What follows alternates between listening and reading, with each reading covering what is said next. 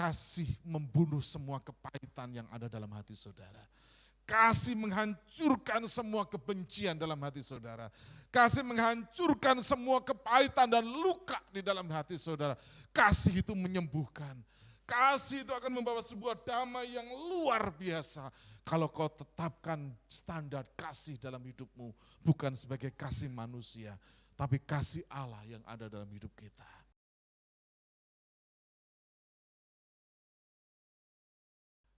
1 Yohanes pasal yang keempat, ayat yang ke-7 sampai dengan ayat yang ke-12. 1 Yohanes pasal 4, ayat 7 sampai dengan ayat yang ke-12. Demikian bunyi firman Tuhan. Saudara-saudaraku yang kekasih, marilah kita saling mengasihi. Sebab kasih itu berasal dari Allah. Perhatikan. Kasih berasal dari mana saudara? Saya mau pastikan, kasih berasal dari mana? Dari Allah. Perhatikan ya. Saudara-saudaraku yang kekasih, marilah kita saling mengasihi. Sebab kasih itu berasal dari Allah. Dan setiap orang yang mengasihi, perhatikan, lahir dari Allah dan mengenal Allah. Coba kita akan sekali lagi ya. Kita baca yang bagian kedua ya, yang agak keras supaya saudara bisa masuk di pikiran saudara ya. Oke, 1, 2, 3. Bukan, bagian yang dan setiap ya. Oke ya. 1, 2, 3. Lahir dari dan mengenal Allah. Kebalikannya adalah kalau orang itu tidak mengasihi berarti tidak lahir dari dan juga tidak mengenal. Benar ya? Ini sesuai dengan firman Tuhan ya. Oke. Kemudian ayat yang ke-9, dalam hal inilah kasih Allah dinyatakan di tengah-tengah kita, yaitu bahwa Allah telah mengutus anaknya yang tunggal ke dalam dunia, supaya kita hidup olehnya. Ayat yang ke-10, inilah kasih itu. Bukan kita yang telah mengasihi Allah, perhatikan. Inilah kasih itu. Bukan kita yang telah mengasihi Allah, tetapi Allah yang telah mengasihi kita. Dan yang telah mengutus anaknya sehingga pendamaian bagi dosa-dosa kita. Ayat yang ke-11, saudara-saudaraku yang kekasih, jikalau Allah sedemikian mengasihi kita, mari kita akan baca bersama-sama. 1, 2, 3. Maka haruslah kita juga saling mengasihi. Standarnya untuk kita saling mengasihi standar siapa saudara? Standar Allah, bukan standar kita. Dan kemudian ayat yang ke-12 dikatakan, tidak ada seorang pun yang pernah melihat Allah, perhatikan, tidak ada seorang pun yang pernah melihat Allah, jika kita apa saudara? Saling mengasihi. Allah tetap di dalam kita dan kasihnya sempurna di dalam kita.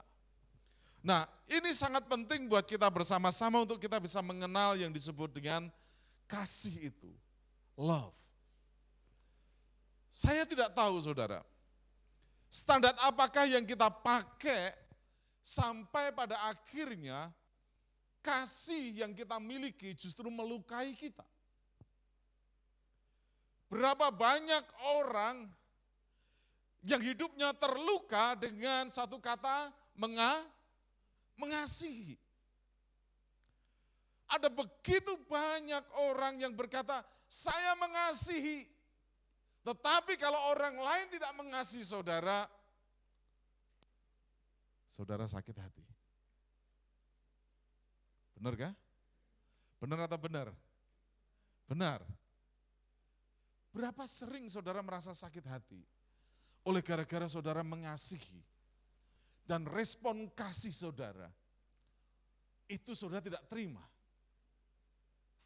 Saudara berpikir kalau saya mengasihi dia, maka dia juga harus mengasihi saya.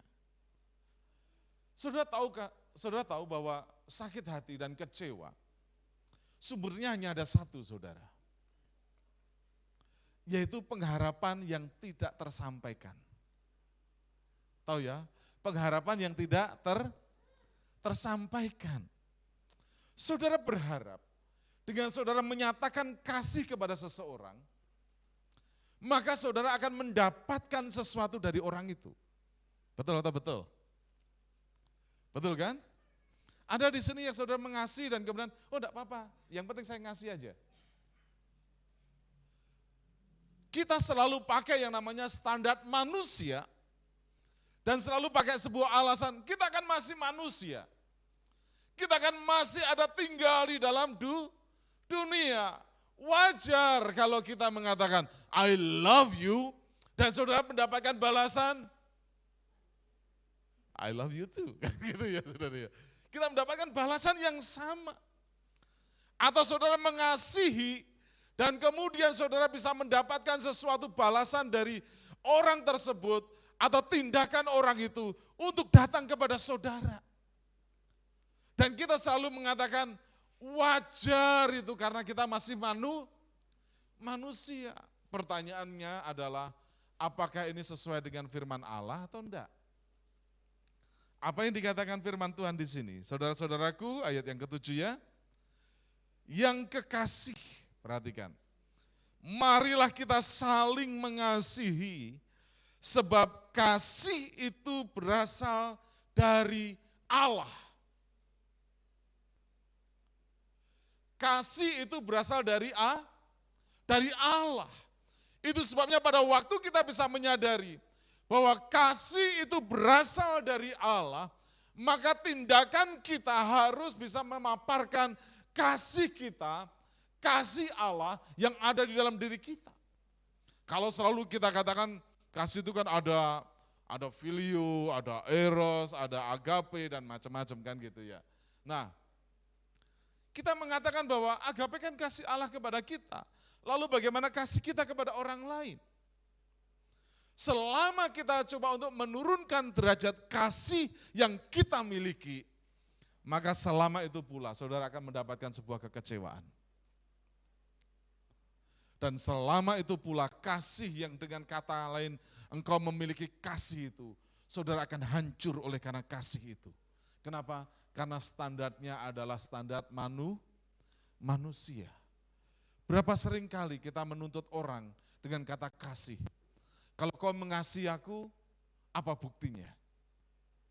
To approve your love. Untuk membuktikan kasihmu kepadaku. Berapa sering anak-anak remaja, pemuda akhirnya jatuh hanya gara-gara untuk to approve. Gara-gara untuk membuktikan mengenai kasih. Firman Allah dengan jelas di sini dikatakan bahwa barang siapa tidak mengasihi, ia tidak mengenal Allah. Kasih yang dimaksud di sini adalah kasih Allah itu sendiri dalam diri kita.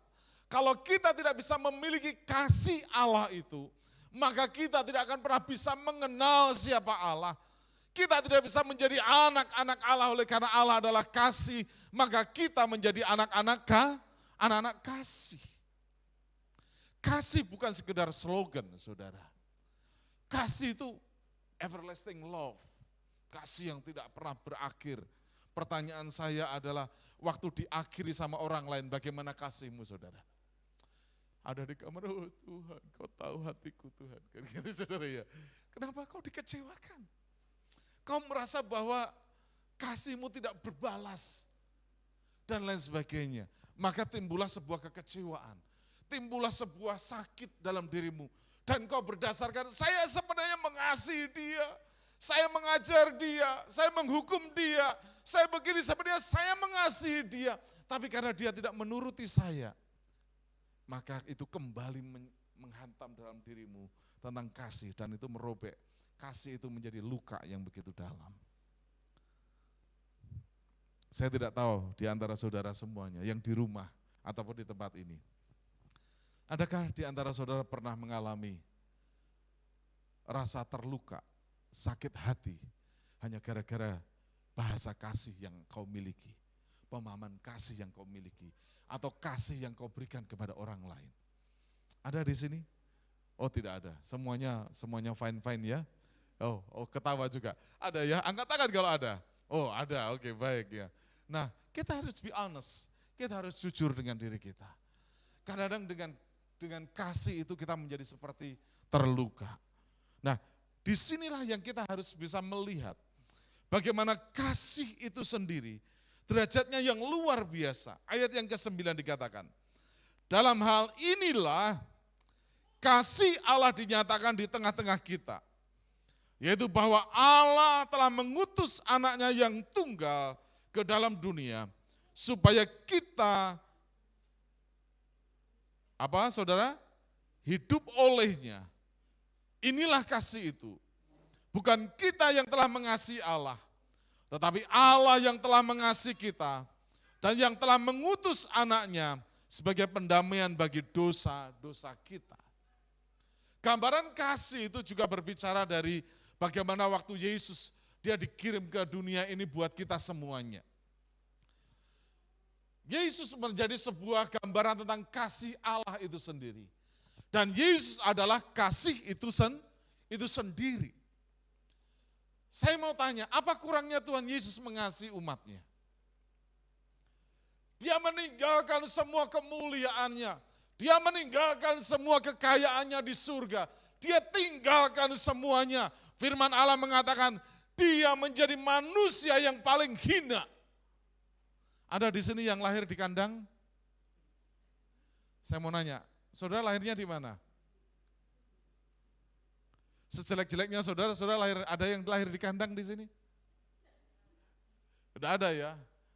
Tidak ada lahir di kandang. Yesus, yang dia memiliki semuanya, dia lahir lebih hina daripada saudara. Bahkan dia dihina juga. Bagaimana mungkin Mesias lahir di kandang yang hina? Tapi apakah mempengaruhi kasih Yesus? Tidak. Pada waktu dia mulai melayani, murid-murid mulai bersama-sama dengan dia. Saudara tahu pada waktu pertama kali dia memasuki Yerusalem, semua orang mengangkat daun palem. Dia mengatakan, Hosana, Hosana bagi Raja yang mulia, Hosana, Hosana. Dan orang-orang yang lain mulai melepaskan jubahnya ke tanah. Dan mereka berpikir, jangan sampai Sang Mesias menyentuh tanah. Dan mereka berkata, haleluya, Hosana, Hosana. Hari itu, besoknya, apa yang mereka katakan kepada Pilatus? Salibkan dia. Coba bayangkan, saudara, itu sebabnya sangat penting bagi saudara dan kita semua belajar. Jangan pernah saudara dipuji dan kemudian sampai saudara berjalan di awan-awan. Nanti sebentar lagi jatuhnya sakit saudara. Ya kan? Kita kan sedang dipuji, betul ya? Waktu dipuji itu rasanya hidup kita tuh berjalan di atas awan-awan. Luar biasa. Tapi waktu dikritik, waduh, jatuhnya itu seperti dari awan-awan ke dunia, saudara kan. Terkapar, saudara. Jadi hati-hati, kasih. Yesus tetap mengasihi. Waktu dia katakan bahwa, waktu orang-orang mengatakan salibkan dia, salibkan dia, salibkan dia. Apakah kemudian Yesus bilang kepada Pilatus, kurang ajarin orang-orang ini. Kemarin gak ngerti dia itu saya kasih. Enggak perlu bahasa itu saudara. Love is not about language, how to speak. Kasih bukan masalah bahasa yang diucapkan. Yesus tidak mengatakan, orang ini gak ngerti kalau dia saya kasih. Enggak. Yesus hanya diam. Kenapa dia diam? Bukan karena dia sakit hati. Biasanya kalau orang sakit hati diam. Betul ya? Benar kah? Betul ya, enggak nyapa juga ya. Di sini enggak ada itu. Di planet lain itu. Ya. Ya, di planet lain. Kalau lagi sakit hati itu diam itu ya. Enggak mau nyapa juga. Yesus diam bukan karena dia sakit hati. Karena dia dipenuhi dengan kasih dan belas kasihan. Sampai pada akhirnya, dia harus dicambuk, disiksa, direndahkan, diludahi, dipukul. Harga dirinya dihancurkan. Tapi kasihnya tidak pernah berkurang dari dirinya. Kasihnya tetap. Kalau saudara bicara tentang teologi Allah, tentang kasih. Kasih Allah itu tidak pernah berkurang meskipun kita mengkhianati Allah. Waktu sampai di kayu salib, apa yang Yesus katakan? Bapa, ampuni mereka, karena mereka tidak tahu apa yang mereka perbuat. Waktu dunia menolak Yesus, menolak kasihnya, dia tidak menolak dunia. Waktu kita menolak kasih Allah, dia tidak pernah menolak kita sedetik pun. Dia tetap kasihnya, tetap luar biasa di dalam diri kita. Dan kemudian gambaran yang kedua di sini kita dapat melihat. Gambaran berbicara tentang Bapa dan anak. Saudara tahu mengenai ilustrasi prodigal son, ilustrasi mengenai anak yang terhilang. Anak yang sulung ini mengambil harta warisan. Anak yang sulung ini mengambil semua kekayaan. Dan kemudian dia pergi. Pada waktu dia pergi, dia berfoya-foya, dia berbuat dosa, dia menghancurkan dirinya, dan kemudian dia melakukan hal yang buruk di hadapan Allah dan lain sebagainya. Pertanyaannya adalah, apakah ada satu kata kutuk dari mulut sang bapa ini? Tidak ada satu kata kutuk dari bapa ini. Kecuali bapa ini setiap hari menangisi anaknya. Menangisi anaknya, bukan menangisi karena perbuatan anaknya, saudara. Beda. Kalau menangisi perbuatan anaknya, itu kayak ngelus dada. Aduh, kok kurang ajar banget sih, kok nggak ngerti. Kan gitu, bisa nangis, saudara. Tapi kasih Bapa, bukan karena perbuatan anaknya. Dia setiap hari dia berkata, di mana kau anakku? Bagaimana keadaanmu hari ini? Di manakah sampai hari ini? Aku menantikan kau kembali. Aku menantikan kamu kembali kepadaku. Itulah kasih. Kasih yang tidak pernah berkurang. Kasih yang tidak pernah berkurang daripada kasih Allah itu. Kalau engkau bisa mengenal kasih ini saudara, maka kau akan bisa mengenal Allah dengan baik. Kenapa? Karena kasih ini standarnya bukan standar manusia. Tapi kasih ini adalah standarnya saudara akan dibebaskan di dalam diri saudara. Oleh karena kau sedang mengenal Allah dan kau sedang menyatakan kasih yang sesungguhnya kepada umat manusia, teman kita, saudara-saudara kita yang lain. Karena kasih. Dikatakan tanpa kasih kau tidak akan pernah bisa mengenal Allah. Tanpa kasih kau tidak akan pernah bisa melihat Allah. Tapi standar yang kasih di sini bukan standar kasih manusia. Tapi standar kasih yang di sini adalah sebuah standar di mana kita akan dibebaskan dalam diri kita. Kita dipenuhi dengan kasih tanpa syarat itu. Sampai kemudian kita bisa mendapatkan orang itu kembali kepada kita bersama. Sangat penting buat kita bersama. Dikatakan ayat 11, saudara-saudaraku yang kekasih. Jika Allah sedemikian mengasihi kita, maka, apa saudara? Haruslah kita juga saling mengasihi. Apa yang harus kita berubah? Seringkali standar kita kasih adalah standar manusia, dengan alasan kita masih manusia. Waktu standar kita mengatakan kita masih manusia, maka saya jamin saudara akan terluka. Kenapa? Kasih yang saudara miliki adalah kasih yang menuntut sesuatu. Kasih yang kita miliki adalah kasih yang menuntut respon dari orang lain. Kasih yang kita miliki adalah kasih yang ingin ada sebuah timbal balik dari orang lain terhadap kita oleh karena kasih itu. Dan itu sebabnya betapa banyak orang terluka dengan kata kasih. Karena sebenarnya dia menuntut tuntutan itu dibungkus sedemikian rupa dengan kata kasih. Berapa banyak juga kalau kita lihat di surat Kabar, waktu seseorang pacaran dan kemudian diputus, dia sudah tidak lagi bisa membedakan mana baygon sama jus atau air jeruk. Waktu diputus pacar, dia sudah bingung membedakan mana baygon, mana air jeruk. Dan waktu diputus pacar, kasihnya ditolak, kasihnya dikhianati. Dia sudah tidak lagi bisa membedakan manakah tali jemuran sama tali gantungan. Karena sudah kabur, saudara. Yang akhirnya saya sering baca di koran, masuk ke rumah sakit gara-gara salah memilih yang diminum baygon. Salah memilih, ada kemarin lagi rame-rame itu di medsos itu, saudara. Anak remaja perempuan gantung diri dengan membawa surat wasiat, surat cinta, saudara. Dia mengatakan bahwa aku mencintaimu. Dan haruskah cinta kemudian tidak bisa membedakan tali gantungan sama tali jemuran, saudara. Akhirnya gantung diri hanya karena cintaku yang begitu dalam kepadamu.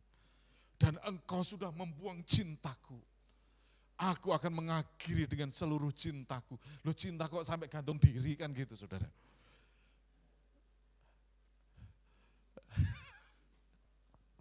Amin. Amin. Amin. Iya. Kenapa? Karena menuntut. Ya.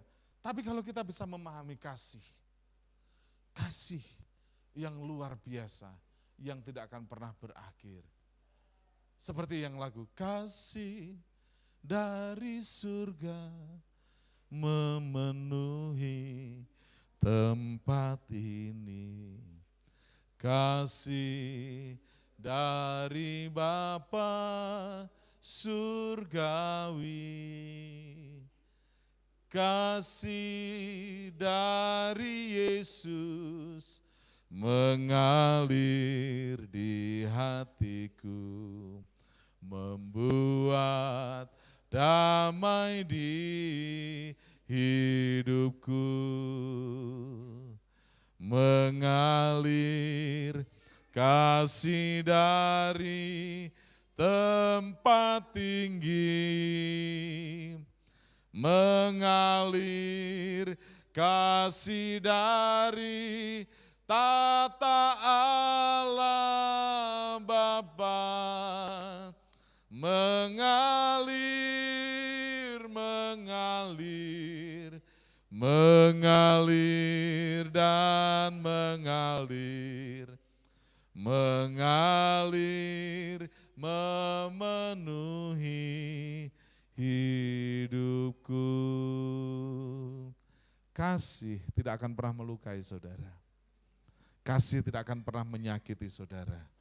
Tapi kasih justru akan memenuhi saudara. Kasih justru akan membebaskan saudara.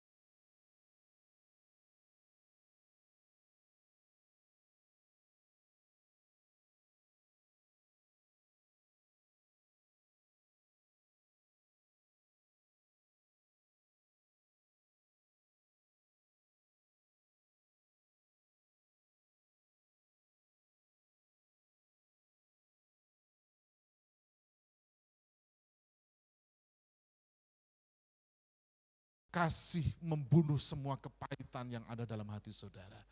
Kasih menghancurkan semua kebencian dalam hati saudara. Kasih menghancurkan semua kepahitan dan luka di dalam hati saudara. Kasih itu menyembuhkan. Kasih itu akan membawa sebuah damai yang luar biasa. Kalau kau tetapkan standar kasih dalam hidupmu. Bukan sebagai kasih manusia. Tapi kasih Allah yang ada dalam hidup kita. Kasih itu akan menyembuhkan. Kalau saudara pernah terluka oleh karena kasih. Maka hari ini, biar karena kasih Allah akan menyembuhkan saudara. Kalau saudara tertolak oleh karena kasih yang saudara miliki, dan biar karena kasih itu akan menerima saudara apa adanya dengan sepenuhnya dari Allah. Kalau kasih itu membuat saudara menjadi tidak ada damai oleh karena pemberontakan yang saudara alami karena kasih itu, biar karena kasih itu akan memulihkan saudara. Memberikan damai dan damai yang luar biasa dalam diri saudara. Love, kasih, itu sangat luar biasa dalam hidup kita. Saya senang dengan kata love, ini terakhir. L-O-V-E.